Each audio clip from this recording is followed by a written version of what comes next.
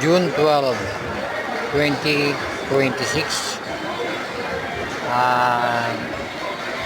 Nasa loob ako ng SM Sukat sa extension. Grabe si Petra Caballo, si 10,000 Kabatano. Nag-uubos siya ng oras doon sa impeachment trial ng nakaraan, tungkol doon sa di umano sinabi daw ni NBA Director Matibag na mag-iimbestiga doon sa panahon ni dating Presidente Duterte doon sa 2019 SEA Games. Ang dami niya na sinabi, wala pa namang doon siya magpaliwanag sa NBI pag pinatawag siya. Hindi uubusin niya oras impeachment trial. Anong kinalaman ng impeachment trial? Kino-connect niya dahil darating daw si Matibag, baka magsalita. Pinangungunahan niya para bang hindi pa siya, wala pa sinasabi si Matibag, ang dami niya ng paliwanag. Ano ibig sabihin nito? Parang nagigilty siya, ibig sabihin. Hintayin mo, patawag ka sa NBI, doon ka magpaliwanag, void niya sa impeachment trial na yan. Kasi, impeachment ang pag-uusapan dyan, sumisingit ka, kumukuha ka ng oras almost 20 minutes ka nagsasalita, nagpapaliwanag ka, para libre nga naman, kino-cover ng media yung impeachment trial. Nagpapaliwanag ka na parang hindi ka, na wala kang nagawang anomalya. Bakit gano'n? Pinangunguna mo na ang dami mo ng mga sinasabi na malinis ka. Di kung malinis ka, kung patawag ka sa NBI, di magpaliwanag ka, bihira ka naman, Ang dami mo, hindi ka naman dapat magsalita dyan sa impeachment trial na malayo na yung topic mo Parang nililigtas mo na yung sarili mo dahil na maraming media nagko-cover Wala ka sa ayos, Petra Caballo. May establish muna sa pamamagitan ng pagtatanong sa kanya, Grabe si Petra Caballo, si 10,000 Kabatano.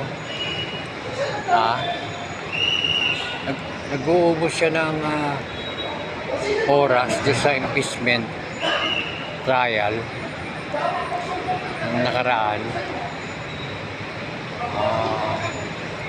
tungkol doon sa di umano sinabi daw ni NBA Director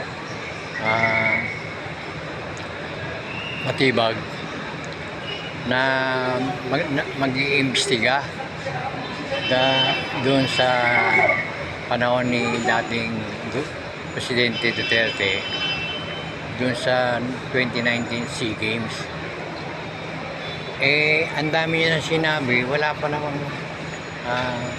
doon siya magpaliwanag sa NBI pag pinatawag siya. Hindi uubusin niya oras impeachment trial. Anong kinalaman ng impeachment trial? Kino-connect niya dahil darating daw si Matibag, baka magsalita. Pinangungunahan niya para bang hindi pa siya, wala pa sinasabi si Matibag, ang dami niya ng paliwanag. Ano ibig sabihin nito? Parang nagigilty siya, ibig sabihin. Hintayin mo, patawag ka sa NBI, doon ka magpaliwanag, void niya sa impeachment trial na yan. Kasi, impeachment ang pag-uusapan dyan, sumisingit ka, kumukuha ka ng oras almost 20 minutes ka nagsasalita, nagpapaliwanag ka, para libre nga naman, kino-cover ng media yung impeachment trial. Nagpapaliwanag ka na parang hindi ka, na wala kang nagawang anomalya. Bakit gano'n? Pinangunguna mo na ang dami mo ng mga sinasabi na malinis ka. Di kung malinis ka, kung patawag ka sa NBI, di magpaliwanag ka. Bihira ka naman, oh. Ang dami mo, hindi ka naman dapat magsalita dyan sa impeachment trial na malayo na eh. Yung topic mo eh. Parang nililigtas mo na yung sarili mo dahil na maraming media nagko-cover eh. Wala ka sa ayos, Petra Caballo. Put her in Contempt. legal jeopardy, no, or which would cause her to incur criminal liability, no. So kung hindi naman ho ganon, no, then hindi niya ho pwedeng invoke yun. Pero siya ang magdidetermine doon, hindi po kayo, hindi ho ba? If she feels na medyo threatened siya, yun ang i-invoke niya pa ulit-ulit. So what happens pag ganun? But she will have to justify that, you know, and we can object to it. Kasi at the end of the day, it's the impeachment court that will rule, no, kung tama ba ang pag-invoke niya ng right against self-incrimination. Okay. So pwede siyang sabihan, no, you cannot invoke that. You need to answer the question. Pwede siyang utusan ng ganun. Ay, kundi sumunod. Tama ho, Alvin. Contempt. Pero pag sinabi niya, Your Honor, I don't wanna answer that. Contempt. Paano mangyayari nun? Contempt. Masasite siya in contempt pag ayaw niya sumagot. Tama ho yun. Kapag ang finding ng impeachment Kulong na court naman. has no basis to invoke right against self-incrimination. Magbabanta na naman si Inday Ayun, ganun po pala yung sistema, ano po. So mamaya, ang direct examination kay Attorney Zuleika, si Attorney Iligutan pa rin, Attorney Tolosa. Tama ho, tama.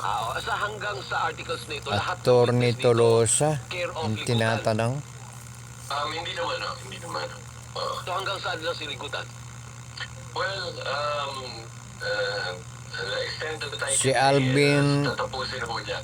Chico nagtatanong kay Attorney Tolosa ng DCMM. Buti na sabi ni ni Congressman Joke no sa amin, akala namin kasi change, substitution, kasi ang depensa nag-substitution na Attorney J eh. So ito, matter of strategy. Strategy ito ng mga abogado. Hindi naman na baka Attorney kasi J. mapagod Tolosa. Si Attorney Ligutan, Attorney J. Tama ho. And ang reason ho, we've been asked about this in my different interviews. Bakit hindi namin pwedeng ma-share, no? Kung sino ba yung mga lawyers assigned sa kanino, no? Kasi madaming possibility na, for example, ang original na plan, si Atty. Ligutan na hawak dito. But for some reason, Ayun po, maliwanag po yung sinabi na Attorney J. Tolosa na kapag paulit-ulit na nag-invoke ng kanyang right si Attorney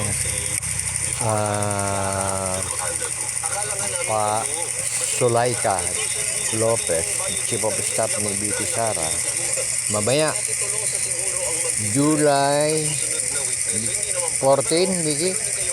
July 14 na. Mamaya, isasalang si Attorney Zuleika Lopez, ang Chief of Staff ni BP Sara. Yun pala, dalawa pala yung departamento na o opisina na Chief of Staff siya ni BP Sara doon sa OBP, yung Office of the Vice President, at saka yung DepEd nung secretary pa siya. So, nagkataon kasi nung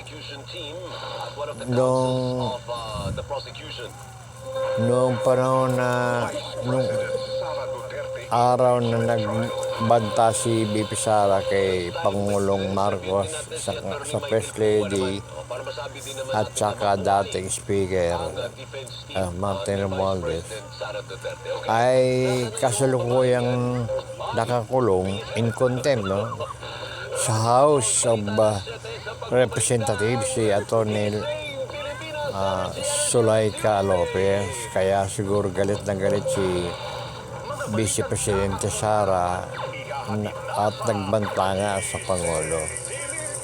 So, tayo po ay nakikinig o tayo nakapakinig kay Alvin Lachico ng DZMM Radyo Patrol Balita, alas 7 ng umaga, July 14. Makiklik lang po yung kamay sa baba, at saka yung larawan sa baba ng video.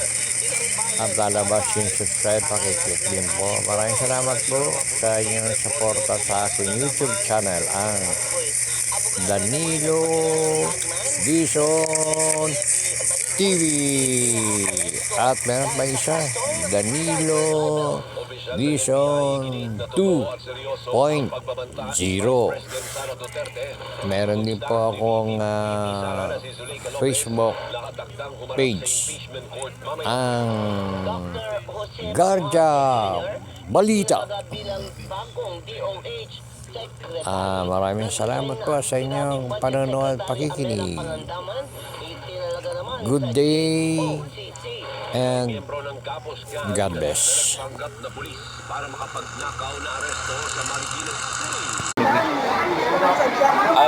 Yung sa ano, meron yun sa office talaga namin yun. Sa office na office apply. nyo? Yung mga senior? Senior. Inaano namin sa ano, sa mga shaking. Mga outlet din, mga... Mga fast food. Siguro. Baka Chowking. nagugas na siguro yun. Nagugas na siguro. Nag-uhugas sa kusina. Helper. Ayun. Parang nag-a-assist lang sa mga fast food. Shakings, ganyan. Sa inyo rin yan doon? Opo, meron kami nun para sa mga senior. Saan nag-a-apply? Doon sa office mismo namin. Sa doon mismo? Sa Intramuros ba yun? Sa Paranaque City Hall po. Paranaque. Sa Peso. Sige, thank you Kasi nag-ano ako nag-observe ako. Nagbablog kasi ako.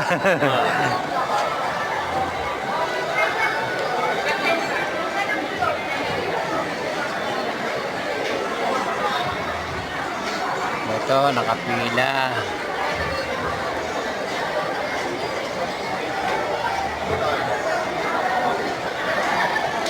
Yan, nag-apply ng trabaho. Ang dami, no? Nag-apply ng trabaho lahat.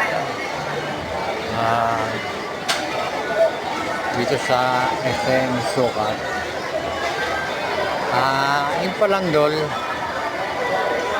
Dito sa nakausap ko kanina, taga-dol Paranaque yata yun. Pwede rin pala mag-apply ng yung mga senior citizen. Diretso ka na sa DOL office ng Paranaque. Siguro nun, kasi wala ako nakikita dito mga senior. Tama yung sinabi yung kausap ko. Sa DOL, diretso ka na. DOL office. So ngayon, alam ko na. Tumatanggap pala na senior citizen.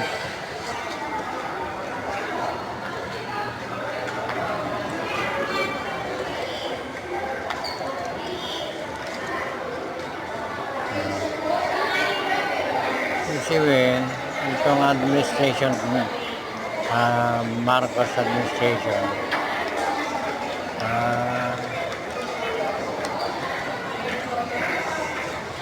may project yung Angdol para siguro magkaroon ng trabaho yung mga naghahanap, maghanap ng trabaho. Ang hirap pa siya maghanap ng trabaho kung walang sistema. Hindi mo naman kung saan pupunta. Dahil aalis ng bahay, hindi wala mo saan sila patungo. Kung meron mga ganitong announcement, June 12, punta kayo sa SM, ganyan-ganyan. Meron doon mga job vacancies, job fair. Kaya nga, ang daming tao, ang daming pumila. ilan yung SM sa buong Metro Manila. Malamang, yun ang sistema na isip nila yearly. Para hindi nahihirapan yung mga naghahanap ng trabaho.